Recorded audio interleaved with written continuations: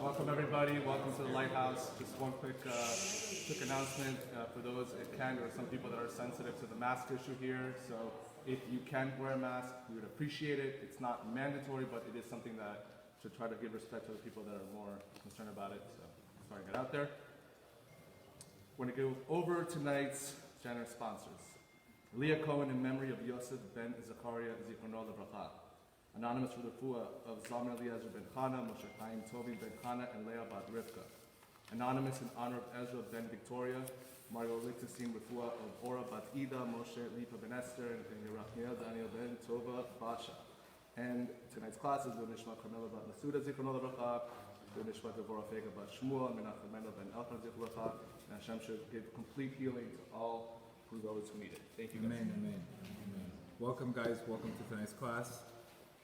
Tonight's class is how the benefits of holding your anger, causes of holding your anger. It's a phenomenal concept.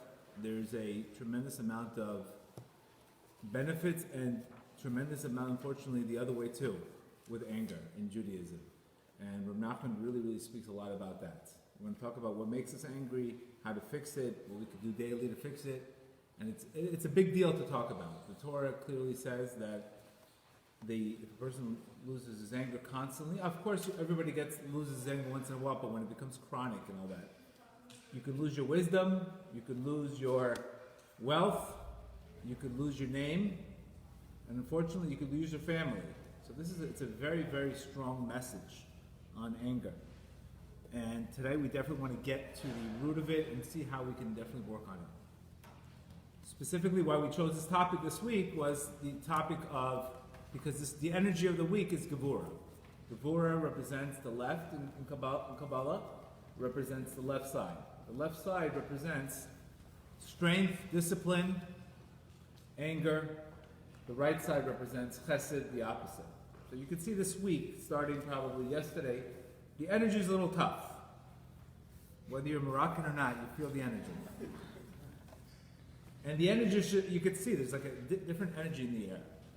Obviously, these 49 days of the Omer, every single week has this particular characteristic we want to change. Because ultimately, what we want to get to, is we want to get to the 49th day of Shavuot and get the same light of Passover we got on the same day. So working on your character is very important, because according to you work on your character, obviously, then you can fulfill your desires and everything, and the opposite too.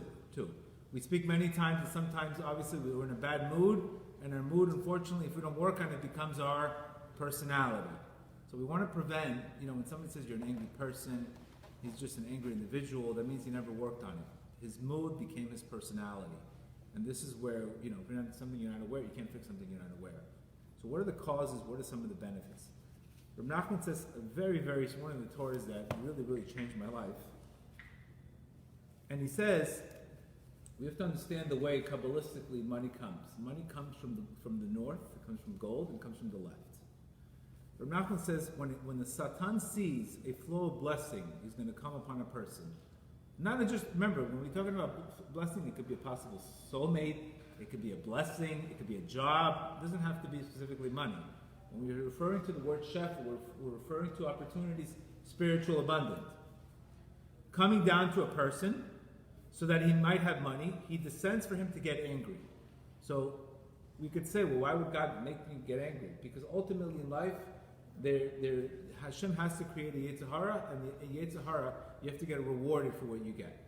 So Rav Nachman says, right before you're going to get, sometimes you're going to get blessing in life, you're going to get tested with anger. And I think we've seen that so many times. All of a sudden, chaos, and then you get great news afterwards. And this is the way it is. Why? Specifically because money, anger come from the left side, which is the energy of the week this week. This is because the roots which devolve anger and money come from the same place. Spiritually, money and anger come exactly from the same place spiritually. So that comes to tell us that we're not getting usually opportunities through love. It's usually through many tests and tribulations and difficult people in our lives. But if you hold it in, Rav Nachman says, you will merit great wealth. And there's one thing that causes a person to lose his anger, obviously. We're going to talk about that. And Rav Nachman refers to wealth, the word choman chema. It means a person's wall and anger have the same words. So those two words have the same words. So if a person can either have a wall means he has the ability to control himself, or he has anger breaks the wall. Anger breaks the wall. So anger is the one way to lose money. You lose money, you lose wisdom, you lose a lot of things. So specifically, you have to understand that it's not that I can just completely, I'm going to get tested. No matter what area of my life, I'm going to get tested with anger. But it's not what you do right away. It's the preparation before that's going to help you beat these challenges. Because when the challenge comes and you're not prepared for it, you're going to blow it. The Torah compares anger to idol worshiping. The Torah compares anger to a loss of faith. And it's one of the things that the Torah says, that when a person has anger, he unfortunately evokes divine wrath. Divine wrath. So the opposite of obviously anger is love, but when a person has anger, he gets divine wrath. His enemies have the ability to go over him. So just want to explain to you what the Torah says about it. Obviously, the immune system, everything else, medically, we already know that the answers. But we're really here. We're trying to. What I want to work on today is really 5 strategies and 5 sigulot on how to work on how to fix this permanently, where we're able to have control of our lives. Other things that Rav Nachman says, he says, by breaking and overcoming your anger, you will draw the spirit of Mashiach in this world, and you'll be worthy of rich blessings and gaining people's respect. When you overcome your anger, you will succeed in overcoming your goals. The biggest, remember, every single time we have a goal in our lives, we have a vision. Next thing you know, we have to make a decision. And then we have to go through the process of things breaking, fixing. And you need a lot of patience to develop goals. You need a tremendous amount of patience. And this is one of the areas that we can get frustrated so quickly that anger becomes, something goes wrong, you're frustrated, you get angry, and the whole goal, you give up. This is today, we see a lot of people, they know what to do, they know how to do it, but emotionally, they can't do it. Sometimes, people say, they get back into another relationship or dealing with difficult people. People say, I just don't have the head for it. I don't have the strength for it. Because clearly, when we say we don't have the strength for something, it's because sometimes we're giving that energy away. Because technically, nobody can really take your strength. Technically. But no, we're not superhuman beings. But technically, when we say we don't have the strength for this person, that means we're taking it personal, and they're taking away our energy. But if we didn't take it personal, David Lieberman once said a great line. David Lieberman happens to be one of my mentors. He says, if you want to save 25 years of therapy and never get angry again, he says, don't take things personal. He says, 25 years of therapy you could save. Just something happens, don't take it personal, you don't get angry. I hate to make it so simple. But David Lieberman has tremendous benefits from that. He wrote a great book called Never Get Angry Again. Other things Rav Nachman says, anger and unkindness arise when people's understanding is limited. Just like a 2-year-old. Tell a 2-year-old, I know your toy broke, but look, you have 7 other toys in the same room. What's the big deal about this toy? Did you see the 7 rooms? So there's a connection between perspective and anger. You will always see it. People that get upset for little things, it's teaching you very low perspective. Rav Nachman's telling us. It means when you major and minor things, your perspective is off.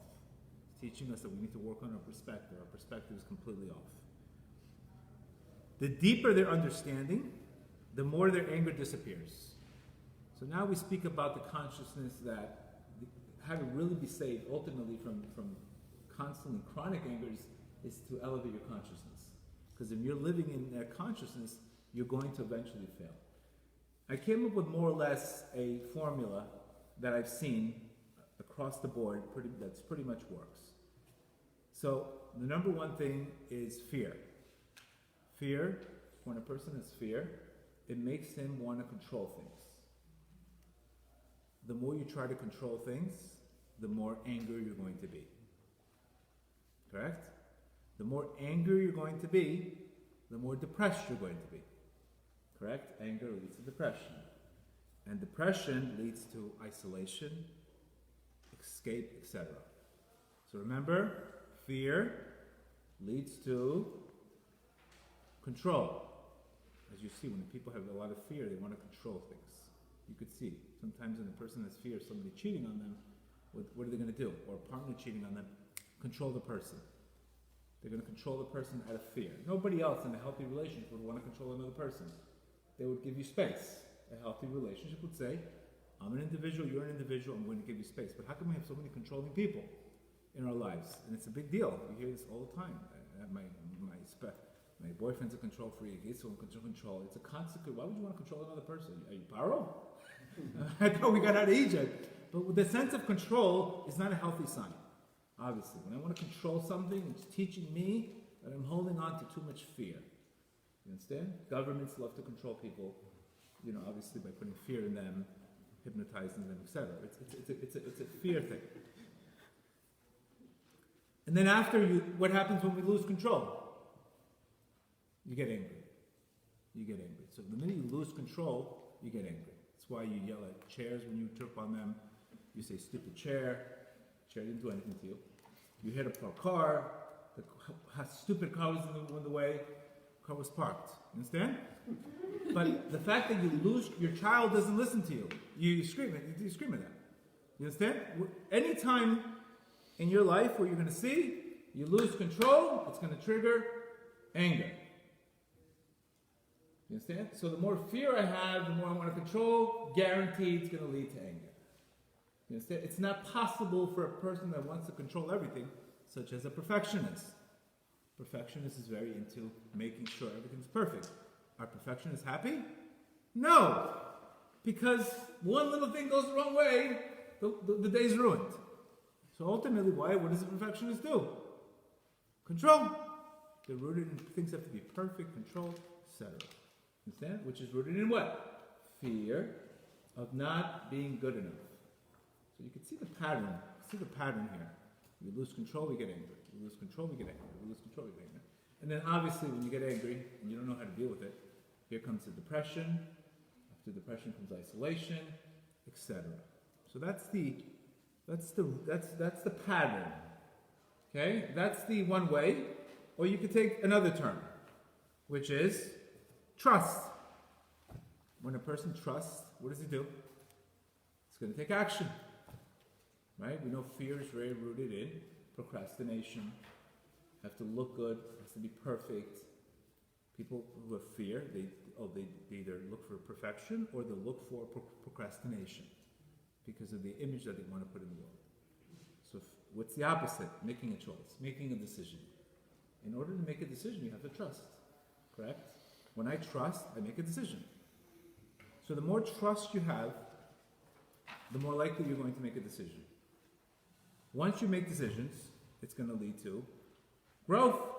Because obviously you're going to learn on the way. You're going to eventually grow. Whether you win or you lose or you learn, you're going to learn eventually. You're going in the right way. After you grow, what do you think comes after you grow? Then you're going to start contributing, service, helping other people. After you help other people, now you have growth and giving. You have serotonin and dopamine, which lead to joy. So you can see trust will lead to joy. Fear will lead to, God forbid, depression. See the pattern? Just want to show you the two patterns. When the Torah is telling us, do not fear, and it's the most popular line in the Torah, it's because the Torah is telling you where it can lead you to. Rav Nachman spoke about the concept of that. So now you know the pattern. Now you know the pattern, the right way or the second way. Okay? So why we have to always work on our consciousness is because at the end of the day, we're attracting where we are. Person that lives with trust, he makes a decision. If things don't go out perfectly, he says, I'll learn. Person that has that fear, he makes a decision, he makes the wrong decision, he's gonna put himself down, incriminate himself, bolster his self-esteem, etc. This is why it's very, very important when you work on bitachon, when you work on his bodedut, and you work on it's because what you're really doing is you're elevating your consciousness. And when you're getting to a higher place, you're not run by fear, paranoia, anxiety, etc. So let's talk about the first concept, control. Correct? Where is the root of this problem? Where is the root of a person wanting to control everything? Where's the root? Parshas Bereshit. When God created the world, we know Adam represents order. Adam represents humility. Adam represents the letter Aleph. Adam. Aleph, Dalet, Mem. Adam represents the numerical value of 45. Chava's problem was, Eve came, she didn't like the fact that she has to listen. So she wanted to be in control. She says, I want to control. I will rule. So what happened, Chava represents disorder. She represents control in Kabbalistic teachings. So what happened? Chava is the numerical value 19. So now we have 45 minus 19. So we either were in a state of Adam, which represents the earth, which represents humility, which represents Chava represents disorder, control, etc. So what is 19? 45 minus 19. It's missing the numerical value of 26, which is God's name. So what happens is when we try to control something, we're edging God out. People say all the time in recovery, ego edges God out. Because what are you doing? When you're controlling, you don't like the way things are going, I'm going to make it my way. This is the root, Reb Nachman says, this is the root of chaos in a person's life. The root of chaos in a person's life is a person wanting to control everything. People in recovery, they want to control the way they think. People want to control other people. People want to control businesses. People want to control things by worrying. This is all a form of control. If you let go, it's not control. Let go is trust. But you could see the concept of controlling is a concept. And the more you try to control, the more things will be out of order in your life. What's the solution for this first issue of control? Is to connect to the name Chokhmah, which is Koach Ma. Ma represents, or Koach Ma represents Chokhmah, or the word Makshava is a thought in Hebrew. Chashuv Ma, return to Ma. Return to humility. So practically what do I do there? I have to catch myself where I'm trying to control the outcome of things, and then I have to go back to humility. Once you go back to humility, Rabbi Nachman says, things will go back to order for you. When you give up control, things will go up in your control. When you're trying to take control, things are going to go out of control. See, pretty much the formula in life. The more I look to take control, the less likely things will go on for me, because what happens is once you start in that pattern of taking control, it doesn't end. It doesn't end. It never ends. The more you give up control, the more your creator comes into your life. So think about a situation in your life where you're trying to control the outcome too much. It could be with prayer. Praying and controlling whether you got answered or not. Watching a scoreboard. It's a form of control. Or, taking something, thinking about something, or being in pain and not wanting to feel. It's a control. Taking a substance to control how you think, how you feel. It's a control. This is why the penalty is chaos. The penalty for control is absolute chaos, Rav Nachman says. So when a person says, Rav Nachman says, when a person sees that he's in complete chaos in his life, what should he do? Humble yourself. Humble yourself. Go back to the ground, go back to Ma. And this is why it's declared that part of the curse was going into the mikvah. A woman she's a nidah, she goes to the mikvah, because once she goes into the mikvah, she goes back to humility, then she gives up control, she goes back to the man. This is concept. So, think about number one. You want to stop getting angry so much? Stop trying to control things. Not possible to say. If your person's constantly want to control things, he's not going to be able to, any little thing, off his control, it's finished. So let go of control and let God in your life. You'll be much happier. You'll be much healthier. You will wake up like a human being instead of what's going on with this, what's going on with that, what's going on with that. And you'll see at the end of the day where it's going to lead to. And that's rooted, remember, in fear. Second concept. So remember, the segula for that is koach ma, which is humility. Bring back the 26 and go back to order. So when you see things are chaotic, it's because you took the 26 out. What you need to do, 26 represents God's name of Yud Keva, okay? What you need to do is put God back in your life. Put God back in your life. That could be in a practical way of not worrying. It could be in a practical way of trusting. That's another way. When I trust God, I'm not controlling. Charity is a form of that way. Anytime chaos is teaching us a lesson, it's teaching us that we're trying to work too hard or we're overdoing it. It's not. There's a reason why we get chaos in our lives. Anytime I go into chaos, stop. I see where this is going, and I look to the area of my life where I'm trying to control too much of an event. And then I realize, okay, I see where I went wrong. Go back to humility, meditate on the name of humility, let go, release, and then you'll automatically feel better. And you will not need to control things. Understand? Second concept about anger is obviously accumulated stress. Accumulated things in our life. What happens is things happen in our life, and if we don't let them go, they stay with us. And they stay with us. And they stay with us, and they stay with us, and they stay with us.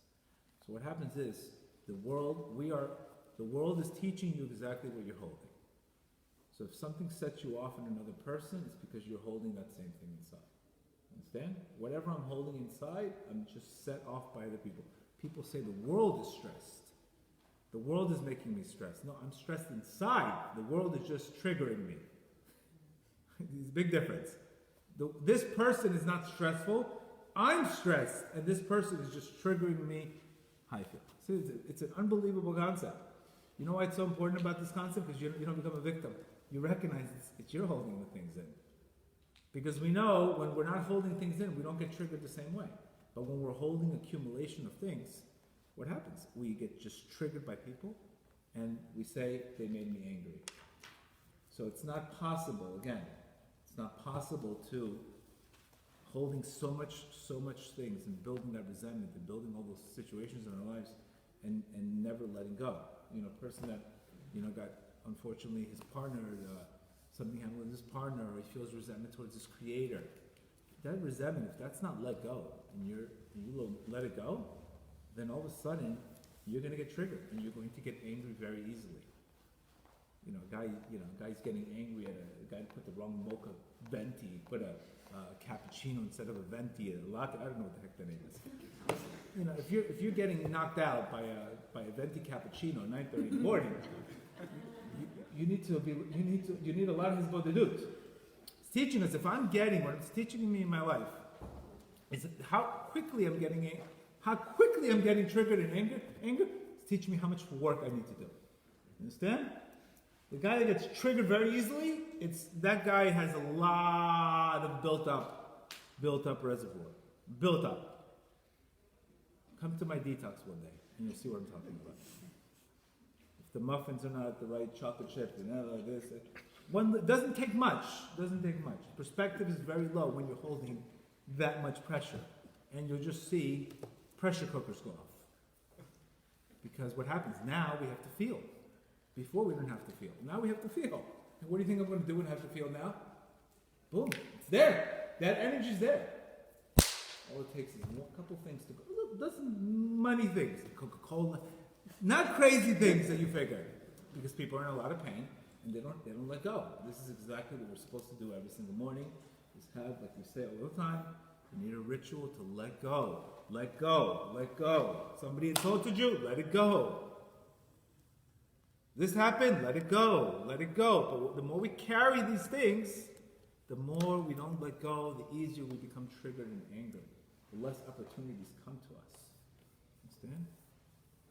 If you have a system, we recommended Wim Hof breathing, we recommended his Mudadu, we recommended exercise. You need something to take that energy out. It's too much energy today not to have somewhere to relief. You need relief, obviously. Somewhere that energy has to. If not, it's going to be built up, and then boom, it's going to get thrown up for somebody. So that's the second thing. How much are you holding? How much are you holding is going to depend on how angry you're going to be. If you're holding a lot, you will get triggered, and you'll see how easily you get angered on that. So the solution for that is a meditation of forgiving, letting go, resentment, all these issues. We just have to let it go, let it go, let it go, let it go. Why? Because it blocks our higher it blocks blessings from coming to us. I just told you that money is going to come to you, but it's going to come to you through a test. What happens if you're not ready for that test? What do? What happens? We're going to fail. And then the opportunities come, and more opportunities come. And what happens? We just told you, money's not coming from the right. Money comes from the left. Nachman's telling you black and white. Money's not coming from the right. There's no stimulus packages in heaven. You understand? Free money concept. This is not no free money. You have to work, and it's a real world. No free money. In heaven, you have to earn it. You have to earn the light. It doesn't give you. We earn the light by taking darkness into light. We don't get free light. So, unfortunately, we're going to get tested with money. We're going to get tested with anything. And right before, you need to understand, right before that blessing is going to come, you're going to get tested with anger. Nachman says that black and white. That's the rules. So you have to recognize, if I'm going to get a blessing, I better be able to hold off my anger. And you will see, the more aware you of this, you will see how the stupidest things you got angry about. People tell you, we're fighting, what are you fighting about? You'll hear the stupidest things. You didn't put the toilets. You see the craziest things that get people angry about. And it usually happens. It's not because of the tortilla or the toilet seat or the this or the that. It's because I'm holding already so much that person just triggered me. So remember, this person can make you angry. I'm angry. I'm just triggered. Right? We see the more we hold in, whoever's married or not, whoever's in a relationship, obviously. When you're in that mode, you move, you put the chair the wrong way, forget it. It's the biggest catastrophe. Little things become like the craziest things. You didn't pick up the kids? Oh my God! Like you bombed Al Qaeda. Okay, I forgot to do this. You understand? You see the crazy, and people just go crazy over these. They make little things into like you're in an episode of 24 or something. Okay, I forgot. But when you're holding that resentment, those little things, you see, you don't do it because you don't care about me. You don't care about me. You don't think about yourself. I just forgot to pick up the thing. That's all I did. You understand? That is not coming from a reaction of anger. Like our sages say, when there's love in the house, people can be next to each other. But you can be in a huge mansion. When there's love in the house, believe me, you're going to hear everything. We've all been there. But at least you recognize it's a time to forgive. It's a time to restart. Resentment is definitely the number one marriage killer today. I see it across the board. It's because we don't let go. Let go, let go, let go, let go. You can't let go if you're angry yourself also. So that's the second one. The solution is obviously let it go. This is a phenomenal book. This is a must-have for everybody. David Hawkins' Let It Go. It talks about every single emotion you have, and it talks about emotions, A, B, C, D, E, F, G, on steroids. It's one of the greatest books you can buy. It's phenomenal. It's phenomenal because it teaches you where you are. And then if you are, you can change it. We're not all over the place. And there are areas that, in times that we are more frustrated, okay, we know why we're frustrated, and we fix it, and then we get into a better state. That's the key. The key is not to, we're all going to occasionally fall, but the key is really the recovery. We want to focus on the recovery. We don't want to make it a chronic thing. We want to make it an occasional thing. If it's an occasional thing, you get back up very quickly, but it becomes a chronic thing. Then obviously you're really, really, really storing that kind of emotion. You could just see on the energy level, when a person is on an energy level of, for example, anger, which is 150, right? Negative 150. When he gets to an energy of love, he gets to an energy of 500. You have a different energy about you. We are energy. All we are is energy. The person comes into the room, you feel his energy. First of all, the other way too. You don't have to say anything to tell if a guy's angry. You can feel it. Because everything is energy. Everything's energy. And this is why people take substances. Specifically, there's a connection between the liver, which is rooted, the emotion of the liver is anger, right? And alcohol. And alcoholics usually have an anger problem. It's a very big connection. suppressed anger, etc. So you know that when they take a drink, they feel love, so they get to 500 without working for it. That's it. I'm at negative 150, I take a drink, all of a sudden I feel love. Who wouldn't want to do that? But obviously, it's not earned. So that's the root of addictions. The root of addictions is going from a lower consciousness to a higher consciousness really quick, without having to bittul, surrender, his bodhidut, all of this stuff. It just takes you up in 5-10 minutes. But then obviously, you recognize that you're getting something for free. You're getting something without earning it. So then it backfires on you also, unfortunately. This is why wine, on Passover, why would we drink wine? Because wine gives you dat. It gets rid of the lower levels of consciousness. It raises your consciousness. Wine gives you dat. But if the wine is used inappropriately, it brings you gevura, it brings you judgment. You understand? So either you can have elevation and expansion of mind, or the same thing if the wine is not properly used at the wrong time. Every single holiday, we're drinking wine. Every single holiday, there's a tremendous amount of elevation through wine, but because it opens up your mind, it gets you into a higher consciousness. In Passover, we're drinking wine, we felt free, right? We felt free of all the limitations we were going through. Nobody's thinking, and nobody's having anxiety in the Seder when they're drinking 4 glasses of wine. Everybody's feeling free, I'm free. We're talking about the trauma, we're free. But then obviously you woke up the next morning, okay, that feeling's not there anymore. Now I have to go earn that same feeling I had. That's where the 49 levels and 49 days and patience, etc. So the second thing is obviously letting go. You gotta really, really recognize an indication that you're getting triggered very easily is if people bother you very quickly. And it'll tell you right away you're holding way too much stuff. You have to surrender, not them changing. You have to surrender because it's you that's getting triggered. Because when you're in a good mood, nobody's triggering you. Somebody can call you the worst things in the world. When you're in a good mood, nobody will trigger you. You will know, what will you say? They're angry, it has nothing to do with me. But when you're not in a good mood, what are you going to say? That person made me angry. My boyfriend made me angry. This person made me angry. You understand? It was the opposite. You understand? When you're in a good mood, you recognize what state they're in. But when you're not in a good mood, look what happened to me. See, that's how you see it's an unbelievable concept.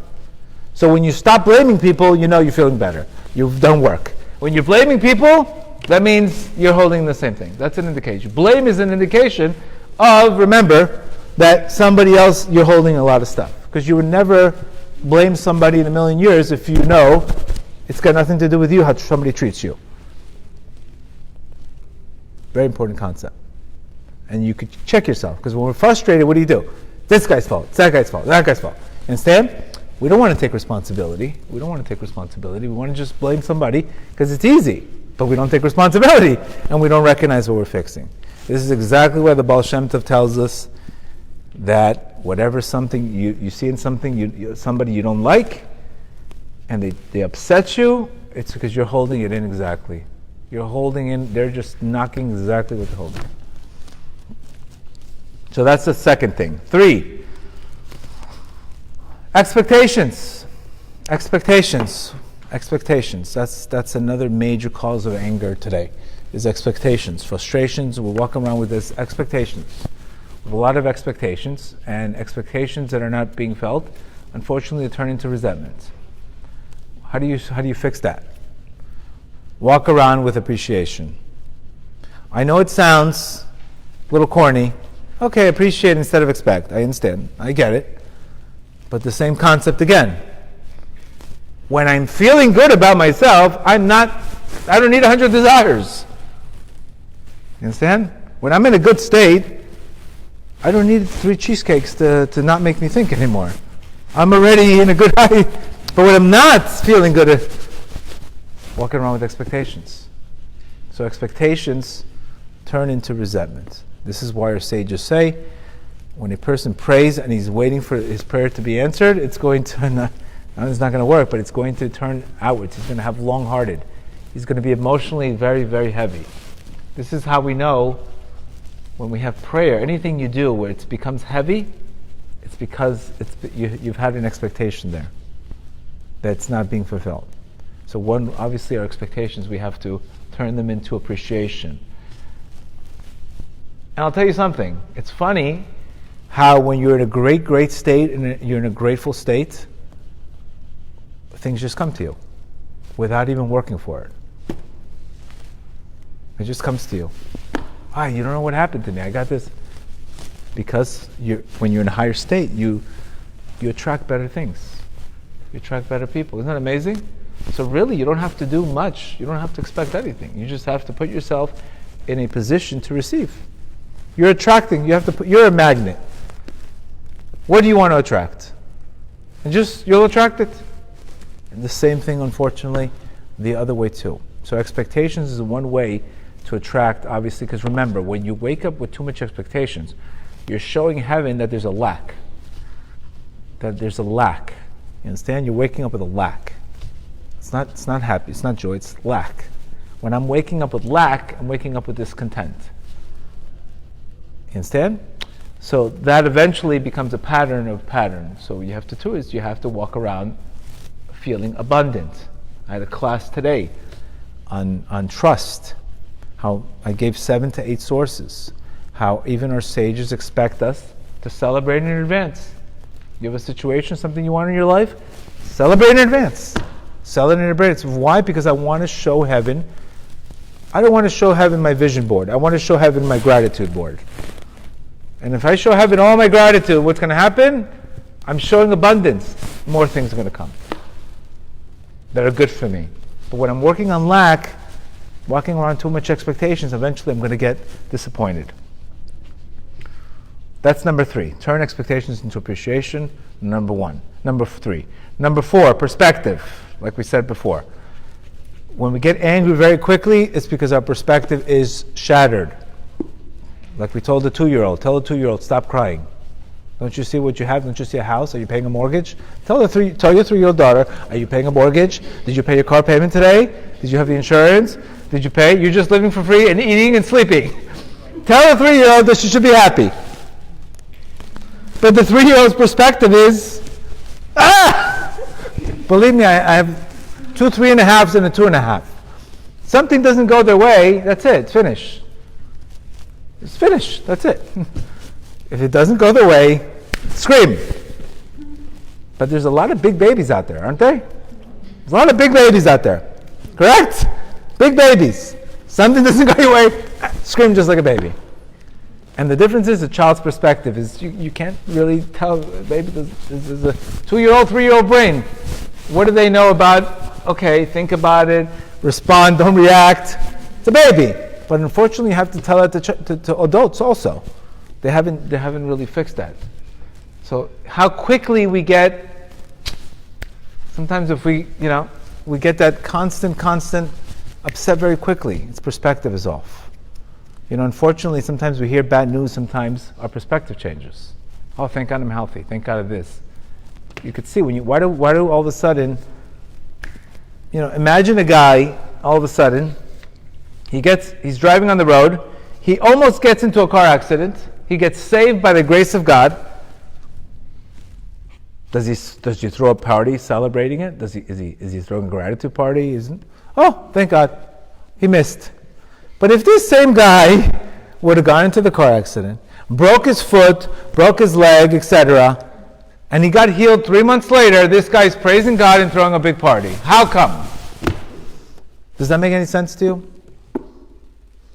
Imagine in Florida, no hurricane comes, we get saved.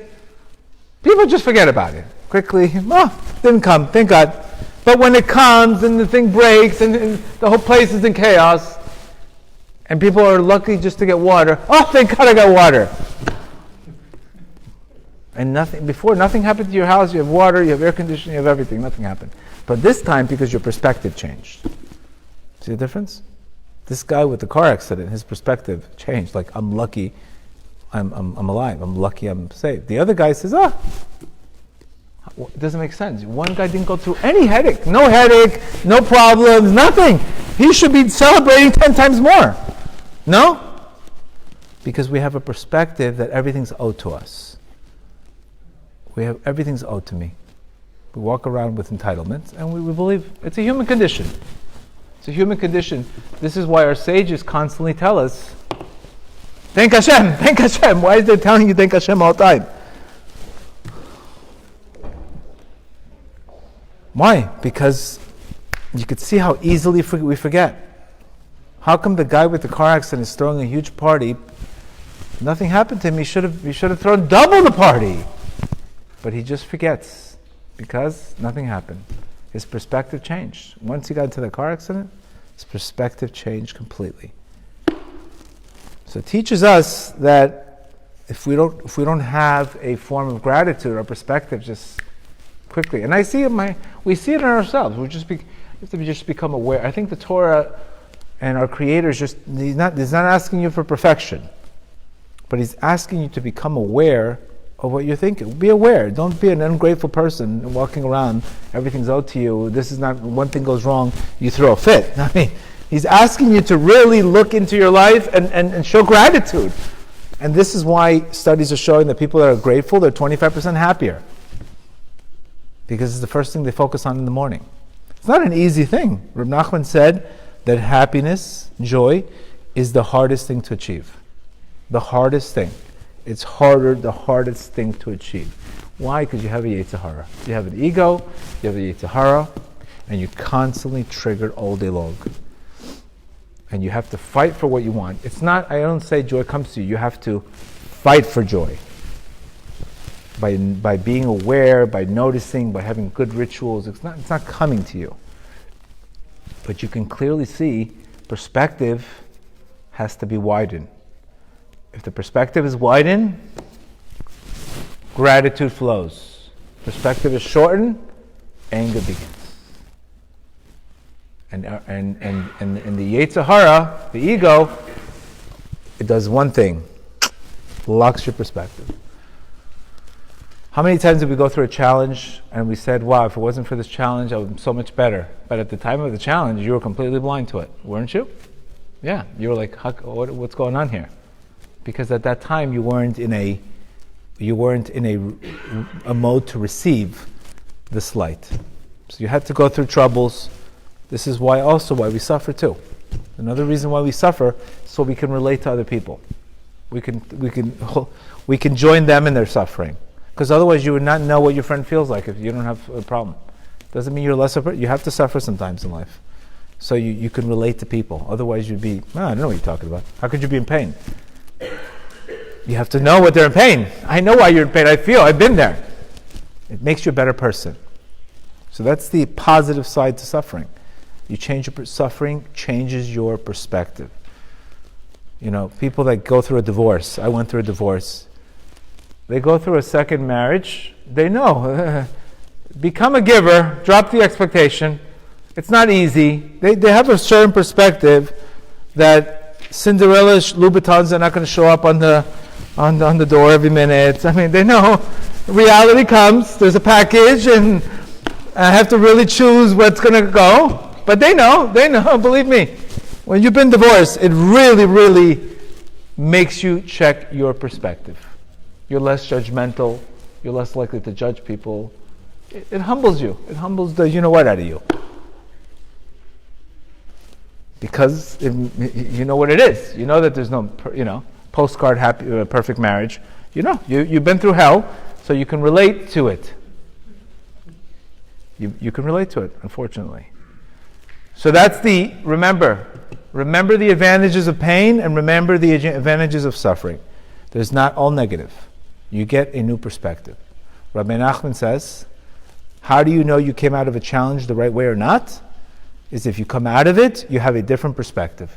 If you went through a challenge and you came out of that challenge a different person, that means you handled it well. That means you handled that challenge well. If you went through a challenge and you became a bitter or miserable person, you didn't get the lesson from that challenge. That's how you know. Because the purpose of suffering is to widen perspective. Pain is to widen perspective. And once you widen perspective, you're going to be more successful. Guaranteed. You understand?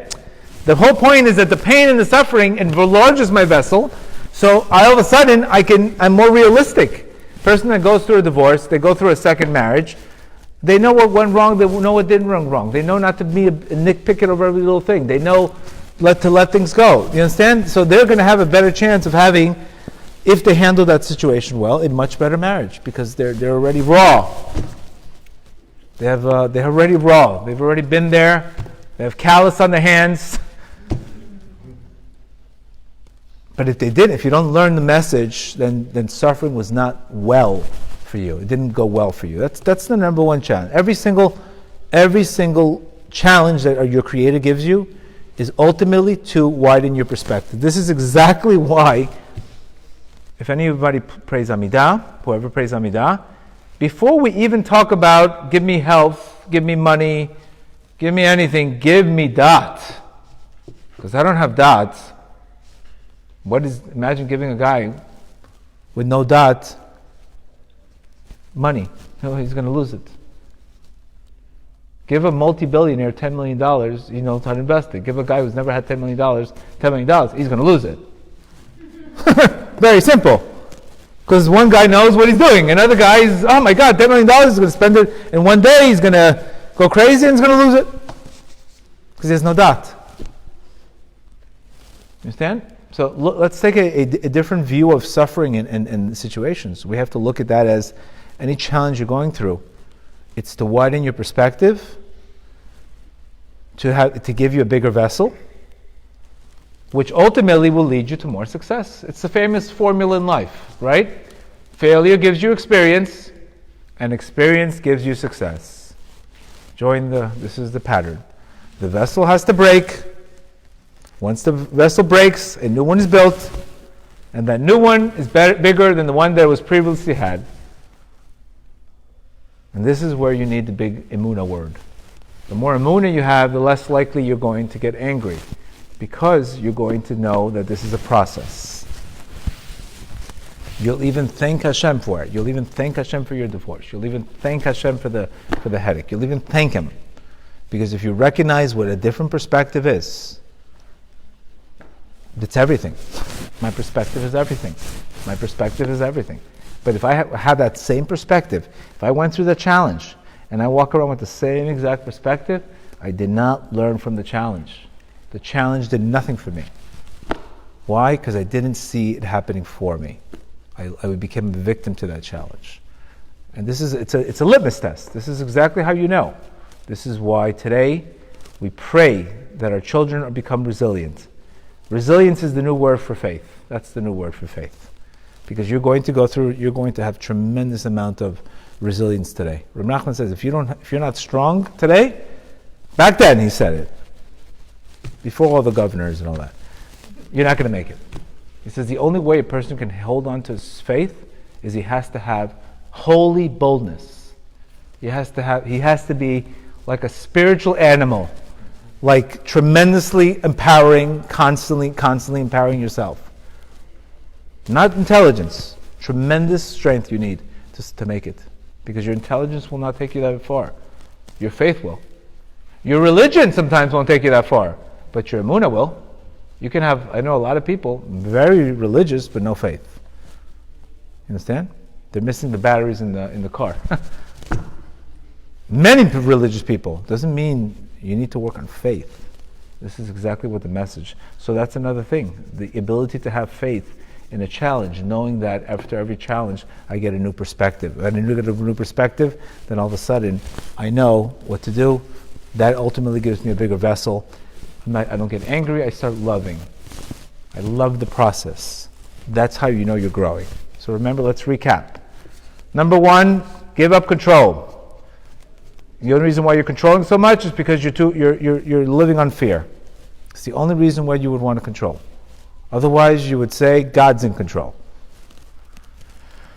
Number two, you have to, if you recognize, if you're getting triggered easily in life, it's because you're holding on to too much stress. It's a reservoir of stress, and you have to find a way to let it go through exercise, through meditation, through Tomer Devorah, through mercy, whatever you got to do. But you have to let it out. Forgiveness, All of these things, you have to let it go. You have to let it go. Forgiveness is not for them, it's for you. Sometimes you have to, again, we spoke about many times. According to Edith Eger, she has a great book on the opposite of depression is expression. Express it out. Don't hold it in. Express it. Express it out. The opposite of depression is expression. If you took your issues in life and you express them to your creator, or you express them to your friend, they're not inside anymore. That's it. Express them. Cast your burden onto your creator. When a person's in trouble, you should turn onto a friend. Or express it to your therapist. Somebody, express it to somebody. But for all you can, do not keep it in. Because the more you keep it in, the harder it is for you to recover eventually from anger, etc. Number 3, focus on feeling abundant in the morning and not waking up with things that are not there. That means when you vibrate in a constancy of abundance, you attract more. That's why the hardest thing to see today, if you recognize the pattern, is to make the unconscious conscious. If we are not conscious in our lives, if we're not aware, if we're not focused on what we're doing, we're not aware, you're automatically going to go into your default provision. You understand? You're automatically going to go into your default. When you're not aware of something, when you're not focused, people disassociate to the grief, to fear, whatever you are, wherever you're living, you're going to go to that default provision.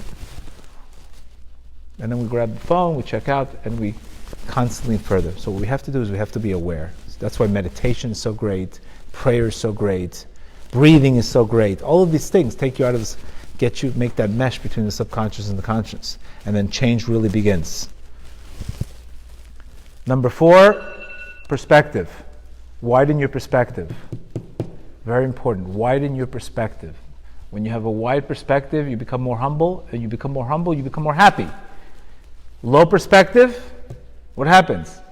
Very small perspective, we become more angrier and upset. And what happens, remember, what happens when we're living too much in these things, in these emotions, in these negative emotions? What happens? What do you think is going to also go? Self-esteem. Self-esteem is going to go.